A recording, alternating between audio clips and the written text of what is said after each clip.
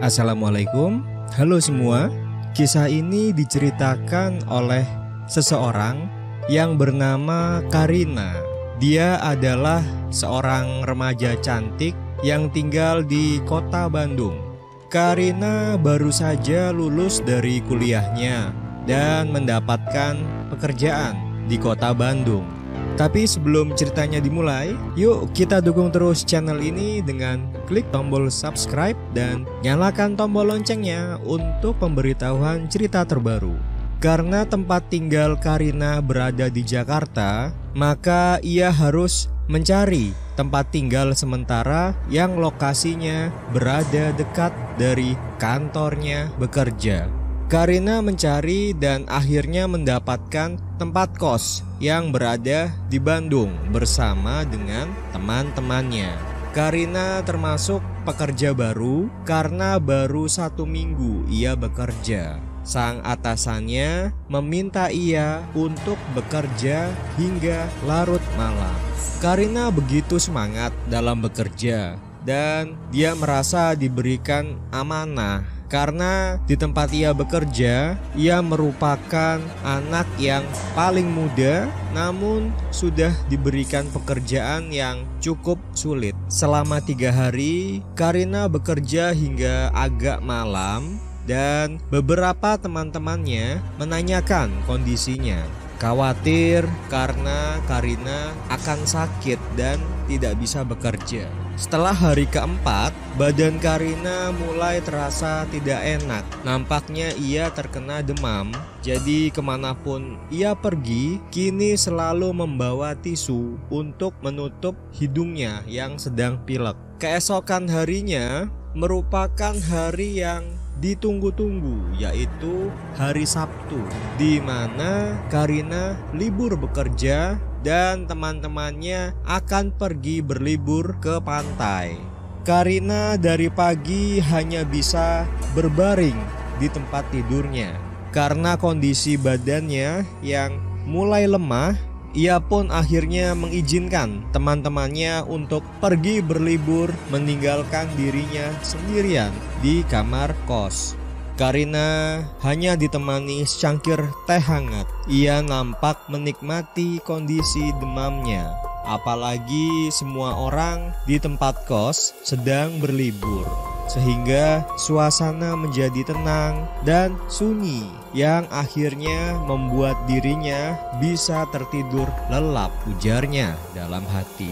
Tak terasa Karina sudah tertidur hingga malam dini hari. Ia cukup kaget begitu melihat jam di dinding tembok kamarnya karena sudah menunjukkan pukul 12 malam, tepatnya 12:30 dini hari. Karina terheran-heran kenapa ia bisa tertidur lama sekali. Dan ia baru ingat jika tadi pagi ia baru saja minum obat yang ada kandungan obat tidurnya hingga membuat dirinya tertidur lelap. Kemudian bunyi notifikasi di HP-nya terdengar yang menandakan ada pesan masuk dari seseorang. Karina pun mengambil handphone miliknya dan bertanya-tanya siapa gerangan yang melakukan chat dengannya. Ternyata setelah dibuka, pesan masuk itu dari kakak seniornya yang bernama Santi. Santi mengatakan kepada Karina untuk istirahat saja di tempat kos karena cuaca di pantai sedang tidak baik, apalagi jika sebelumnya dalam kondisi sakit. Santi juga berujar jika ia dan teman yang lain akan pulang esok pagi karena mereka memang sedang ada acara bersama tim kantornya. Karina hanya terdiam sambil membaca pesan itu. Tidak ada niatan untuk menjawab karena saat itu sudah malam dini hari. Sebenarnya Karina ingin sekali pergi ke acara itu bersama dengan teman-teman lainnya. Ia lantas bingung mau melakukan apa karena sekarang kondisinya sudah mulai membaik, apalagi sudah tidur seharian penuh. Karina lantas bermain game yang ada di handphone miliknya. melanjutkan permainan favoritnya, yaitu permainan Tetris. Saking asiknya bermain, tak terasa waktu sudah menunjukkan pukul 2 dini hari. Dan Karina nampaknya mendengar suara-suara kecil yang ia pikir awalnya suara permainan game. Namun semakin lama semakin jelas terdengar, agak sedikit samar.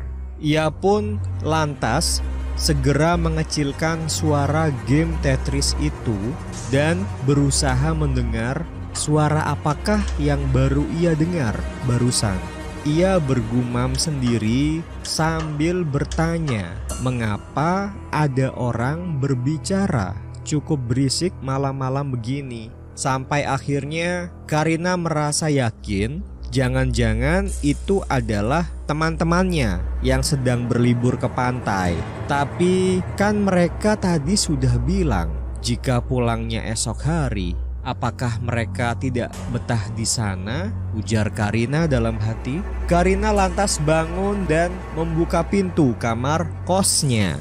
Ia memandang ke kiri dan ke kanan, melihat apakah ada orang di sana. Tempat kos Karina merupakan tempat kos wanita yang memiliki 2 lantai. Bisa dibilang jika tempat kos ini cukup bagus, selain tempatnya besar, juga lingkungan di sekeliling rumahnya masih sepi. Kamar Karina sendiri ada di lantai 1, sedangkan kakak seniornya, Santi, berada di lantai 2. Karina kali ini mendengar suara yang amat jelas seperti langkah kaki Santi, kakak seniornya. Ia pun segera ke atas menghampiri ke kamarnya Santi. Namun betapa kagetnya ia ketika asal suara itu berubah, yang semula dari kamarnya Santi kini ke kamar mandi di sebelah kamarnya. Perasaan was-was akhirnya menghampiri Karina.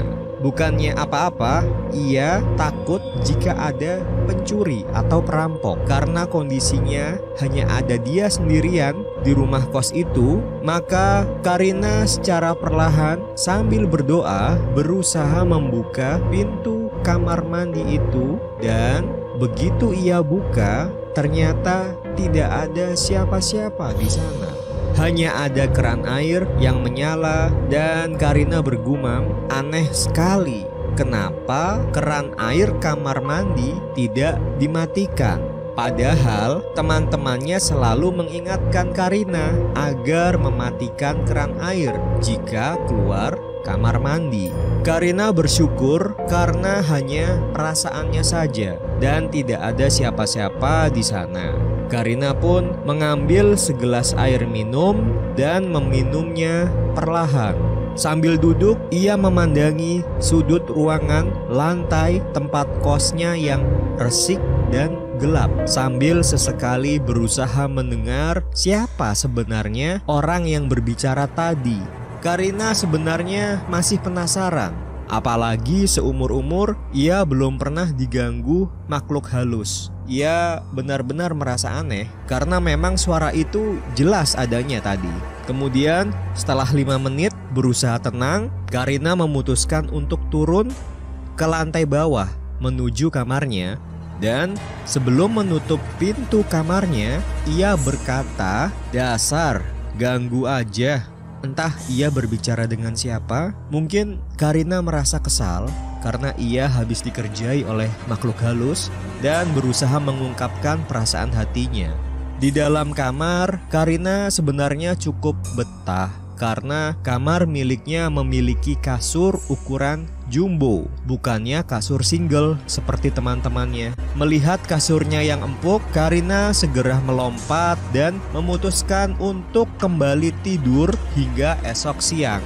Ia berkata, jika sakit maka harus banyak tidur agar cepat sembuh, ujarnya dalam hati. Karina lantas segera meraih lampu kamarnya dan menekan tombol off untuk mematikan lampu. Kini kamar Karina sudah gelap dan ia bersiap untuk melanjutkan tidurnya. Tak lupa sebuah guling putih ia ambil dan ia peluk hangat. Namun Karina cukup kaget. Ia berkata, "Kenapa guling ini bau sekali ya?" Dan ternyata guling putih itu adalah pocong. Oke, sekian cerita gambar untuk edisi kali ini. Lihat video lainnya yang sudah dibuat oleh Cerita Gambar dengan mengklik tulisan video yang ada di atas. Nanti akan banyak video yang sudah pernah dibuat oleh channel Cerita Gambar. Terima kasih juga buat teman-teman yang sudah menonton video ini. Silahkan like, komentar, dan share ke teman dan sahabat lainnya.